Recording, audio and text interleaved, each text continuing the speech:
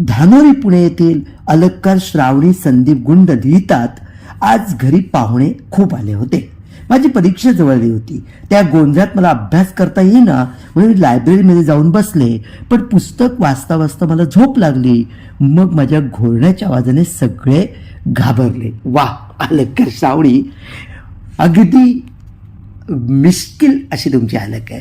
अगदी वेगळ्या धाटणी तुमची अलक आहे. म्हणजे बघा ना, अभ्यास करायचं तर कुठेही करता येतो, कुठेही करता येतो. त्यासाठी ठराविकच जागा पाहिजे असं काहीच नाही.